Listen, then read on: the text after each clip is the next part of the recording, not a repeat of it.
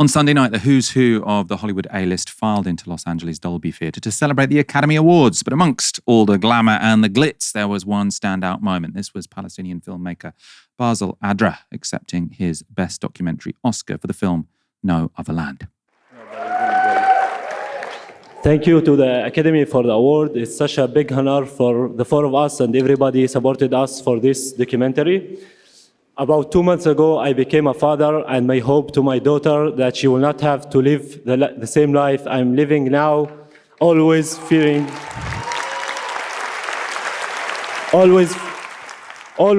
settlers' violence, home demolitions, and forest spill displacements that my community, Masafriyatta, is living and facing every day under the Israeli occupation. No other land reflect the harsh reality that we have been enduring for decades and still persist as we call on the world to take serious actions to stop the injustice and to stop the ethnic cleansing of Palestinian people. Basil Adra, along with one of his co-directors, Hamdan Balal, are now the first Palestinians ever to win an Academy Award. No Other Land was made by a four-person collective of pro-Palestinian activists, which also included Jewish Israelis, Yuval Abraham and Rachel Saw. The film traces the forced displacement of Palestinians from Astra's home region of Masafriyatta in the occupied West Bank. But it's also a record of the friendship he formed with journalist Abraham. Yuval Abraham has frequently written for Israeli left-wing magazine 972 throughout the war on Gaza. We've covered a number of his pieces on this show. They include this investigation into Israel's Lavender AI targeting system used to mark out tens of thousands of Palestinians for remote assassination by drones and bombs. In his acceptance speech for the Oscar, Abraham drew attention to the gulf between Palestinian and Israeli lives. We made this film, Palestinians and Israelis, because together our voices are stronger. We see each other. The atrocious destruction of Gaza and its people, which must end. The Israeli hostages brutally taken in the crime of October 7th, which must be freed. When I look at Basil, I see my brother, but we are unequal.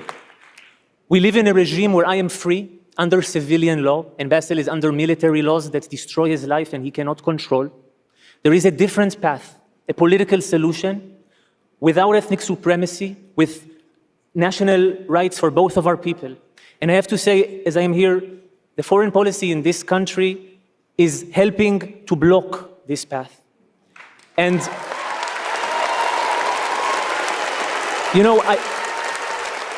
why? Can't you see that we are intertwined? That my people can be truly safe if Basil's people are truly free and safe. There is another way. Not everyone was celebrating that Oscar win, least of all the Israeli government. Israel's Minister of Culture, Miki Zohar, posted this online in response. The Oscar win for the film No Other Land is a sad moment for the world of cinema. Instead of presenting the complexity of Israeli reality, the filmmakers chose to amplify narratives that distort Israel's image vis-a-vis international audiences. Freedom of expression is an important value, but turning the defamation of Israel into a tool for international promotion is not art. It is sabotage against the state of Israel, especially in the wake of the October 7th massacre and the ongoing war. This is precisely why we passed a reform in state-funded cinema to ensure that taxpayer money is directed towards works of art that speak to the Israeli audience, rather than an industry that builds its career on slandering Israel on the global stage. So clearly, any kind of state-funded cinema in Israel cannot tell the truth that Israel is an apartheid state. No Other Land may now be an Oscar-winning documentary, but Israeli cinemas refused to screen it. Instead, the four filmmakers made it free to view online for Israeli and Palestinian audiences.